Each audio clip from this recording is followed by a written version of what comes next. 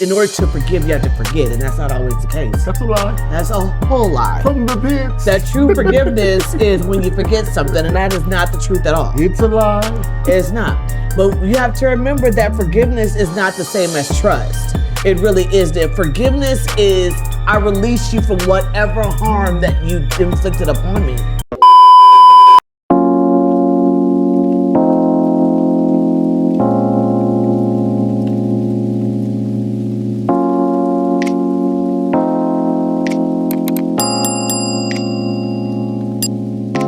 In case you didn't know, I'm Apostle McElwain. And I'm Pastor Rashida, and this is Love and Bars. Stay tuned as we dive into these points you need to know in order to become or start your process for forgiveness. Mm-hmm.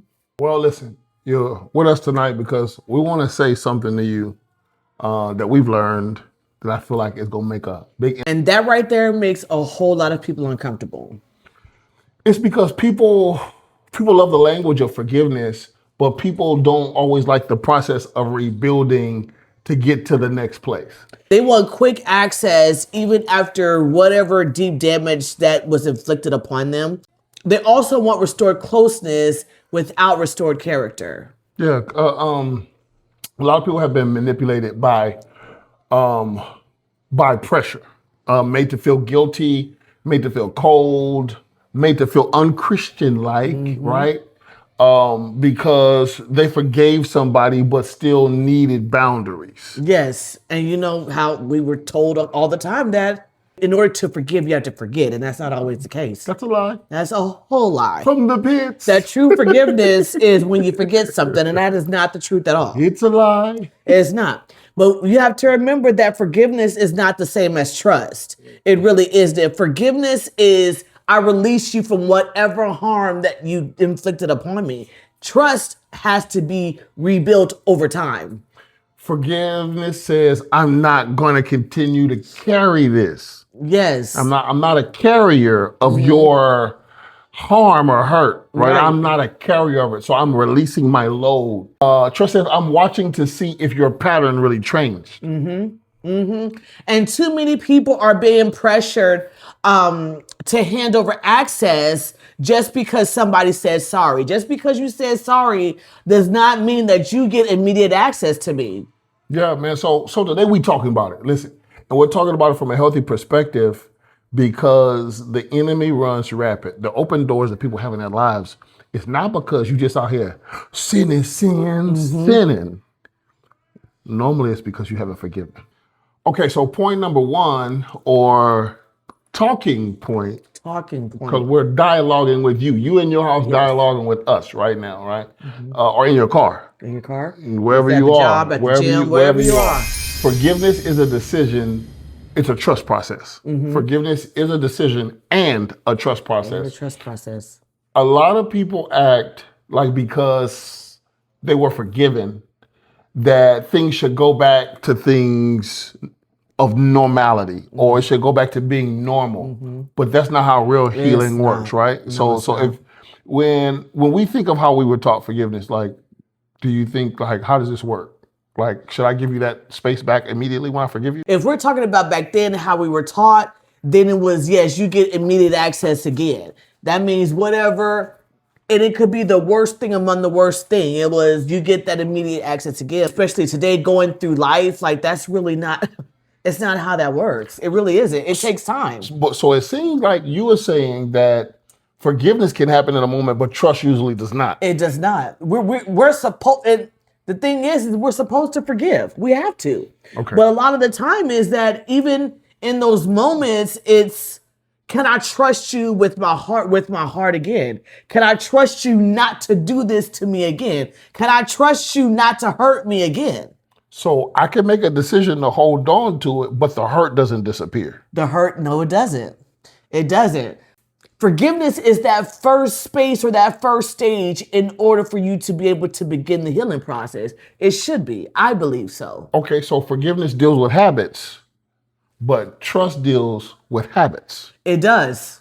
So you're saying that I can forgive you, I just got to make sure your habits are lining up with the forgiveness that I'm I giving. have to make sure that whatever those habits that got us to this place doesn't happen again. So I'm not monitoring the forgiveness I gave. I'm actually monitoring the habits you. I'm monitoring the habits So you. because I'm trying to protect myself. So this is when you said earlier about people wanting them to be like forgive and forget. No, Yeah. I can't forget. I can't forget. Because now I can never, once I forgive you, I can't snatch forgiveness back. I can't. But I can snatch my trust back. I sure can.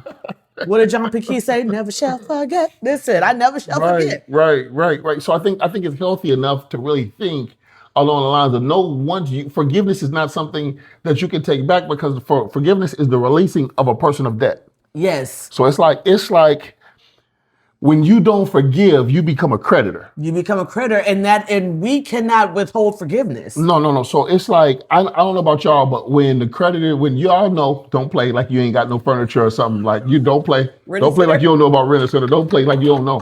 Cons. They call you cons as a con artist. Don't play like they ain't never called your phone and you didn't answer. And you didn't answer. They came knocking on that door. But do you hear me? But you know you in debt. Right. Do you hear me? You know that. You know you got them folks furniture and paid. But what you want to do is you want them to stop calling. Yes. So you want them to release you. Yes. From the debt. From the debt. Forgiveness is the releasing. Yes. From the debt. Yes. So I don't call you. Right. About what you owe. Right. Because I can't charge you for what you owe. Mm-mm. There's only one man. Yes, one man. And he paid it all, though. Where's the organ at? One man, one man, one man. Yes, and he paid it all. He paid that debt. I think the thing is, and here's the thing: we want to get people to forgiveness, right? But what I don't want, I want people to rush to forgiveness, but I want them to slow to trust. Yes, slow to trust. Yeah. So what we saying to you, listeners, are forgiveness is a process, right? Yes, it But is. I believe it's not forgiveness we have a problem with. It's trusting the person that we need to forgive. Yes. So I'm stating to you while you're watching this, you can be quick to forgive. Absolutely. And slow to trust. Yes, because forgiveness does not release them. Well, forgiveness releases you. But it doesn't stop whatever that person did. It does not stop it. So you can learn to create the boundary. Yeah. When you forgive. The problem is you haven't even started the process of forgiveness, because forgiveness is a process. You look at them today and you feel like you forgave them, and you see them tomorrow and you're ready to cuss them. You're ready to cuss them out again. You're ready to feel a certain way. This is the realism. God did not say, hear me, that forgiveness would be easy. But if you know God, if you are a disciple. If you're a disciple. Because Duhart told us. Our pastor told us about what a believer and a discipleship. It ain't the same. A disciple don't look the same. They don't look the same. So are you a believer? Or are you a disciple? Are you a disciple? And we're disciples. I'm a disciple. Apostle disciple. And even going back to what you said about how you forgave them and then you see them again and then you want to cuss them out again or whatever. But that's the thing. We have to remember too that even when we think about it again, we have to forgive again. Anytime that brings up that feeling, stirs up that feeling of anger, we have to forgive again in that moment. Like it's 70 times 7. Every time you begin to get angry and upset, when you think about it, you got to immediately forgive, and then you all of a sudden feel that release.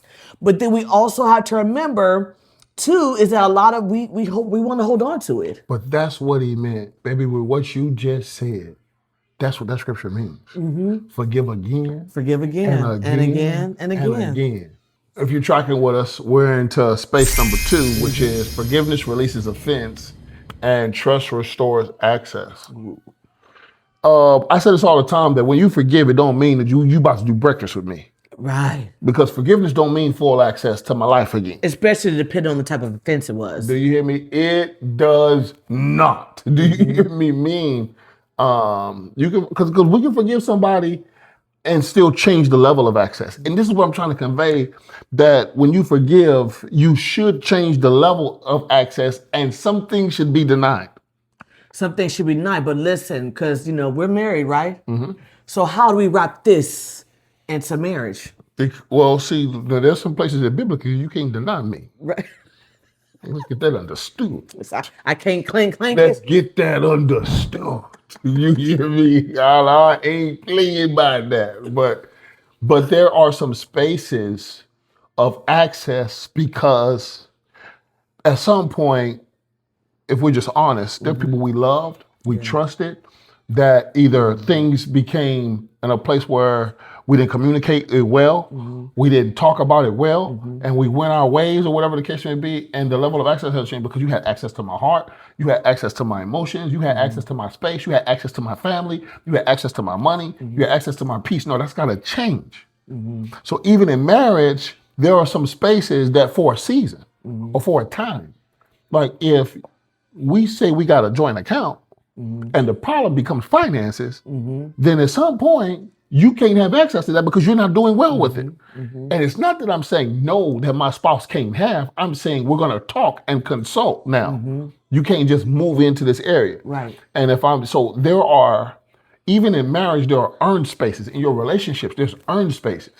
And trust is something that is not just to be thrown around. I heard Apostle Duhart teach me this young in my ministry, and I've stayed with it. He said, love people, trust God. Love people, but trust God. So I realized this, is that no matter what we feel like, God didn't have to earn our trust, but we made him. We put God in a position where he didn't know, he was going to be consistent. But in our mind, we've been this way, and God proved himself. Yes, he has to prove himself over and over again. Over and over again. So in our marriages, we prove ourselves. Yeah. We prove ourselves to each other. In your dating, you prove that you're owed this space. I got to give it to you. And so even forgiveness is not a proving space, it's a grace space.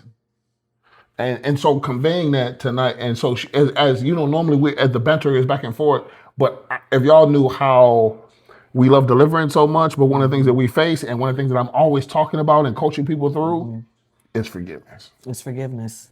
I know I've been hogging the conversation. Yeah, just hogging it. But I deal with this so much in counseling, and I think what really kind of makes me or runs me hot sometimes is that people want the benefits of a relationship without the responsibility of stewardship. They want the benefits of relationship without the responsibility of stewardship. And a part of in that word stewardship is that word forgiveness. Forgiveness. Because we want to steward everything well, but how we forgive people. We want to control that. Yeah, we bankrupt there. We are. No money in that account. Because like I said, and I said this before, I think that a lot of people, we hold on, we withhold it because we feel that once we forgive them, that we're letting them off hook.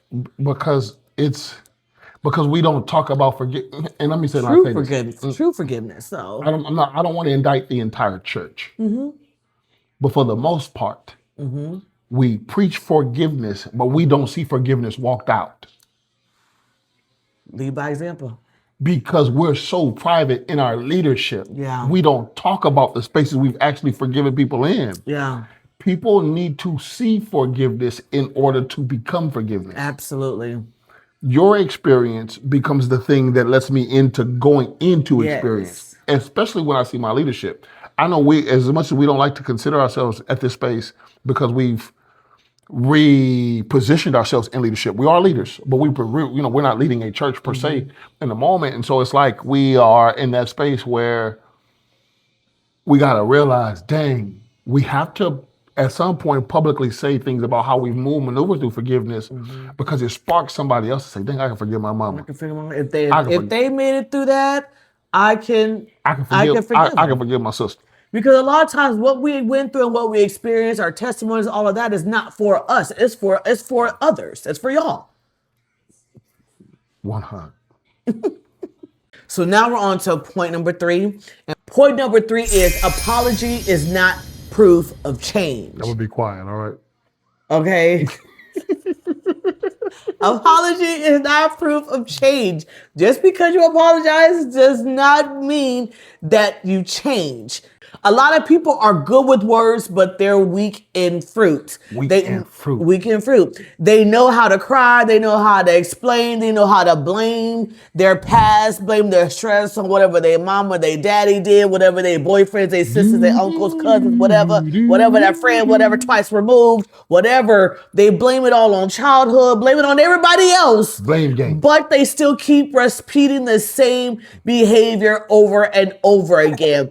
At some point, the apology is not even worth anything anymore. Even within the, it's not even worth anything anymore. Like, for what? Because you're going to still continue doing the same thing. An apology, after the apology, it should lead to changed behavior. Because an apology is only conversation. It changes evidence. It changes evidence, absolutely. So if you got caught up, oh man, listen, I know y'all gonna be mad at me for this. I don't know what guy that is on social media, but he got that he got something. He be like, y'all gonna be mad when I say this. Mm-hmm. Oh, he said the church is gonna be mad when I say this. Yes. Apology. We've been so accepting of conversations. Yes. And we're small on change. Small on change. Because an apology is only active when the change behavior is present. Absolutely. So you can have a present apology with an absent behavior change. Yes. Not in my life. So we have to remember that trust is not rebuilt by emotion, but it's rebuilt by consistency. I need to see that your behavior has changed. Yeah, because tears don't equivalent to transformation. Absolutely. Tears do not move me. Listen, they don't move God either, but I ain't God. But I'm a son of the living God. Yes, and tears do not move me, okay? Let me say this, not anymore. Not anymore. And a lot of the times... Not anymore. No, not anymore. But sometimes, even in the midst of us apologizing, and when we see those repeat behaviors, a lot of time that apology is just apology wrapped in regret and feeling bad because of whatever happened. True repentance and being sorry is when you move differently. That's how I know that you're truly sorry for what you've done. Don't ask me to trust your mouth when your pattern keeps betraying it. Yeah, because you're not going to pull me in with words that absolutely have no action. Just hollow. And so if I'm talking to y'all out there, I encourage you, not that you got to befriend and go to lunch and go to dinner and all that stuff with these people, but once you forgive, there has to be a line of interaction where you feel like their actions have to have changed. Because here's the truth, where grace is and where habits have changed becomes a line of possibly rebuilding something that I thought could never rebuild. Mm-hmm. Now, depending on certain dynamics, that won't happen. I just be honest, and trust me, I can say that, but between certain dynamics, that just won't happen. You're still tracking with us. We're probably right here at number 4, where boundaries are not bitterness. Mm-mm. So because I choose not to let you manipulate me, don't mean I'm bitter about what happened. It doesn't mean that you're bitter.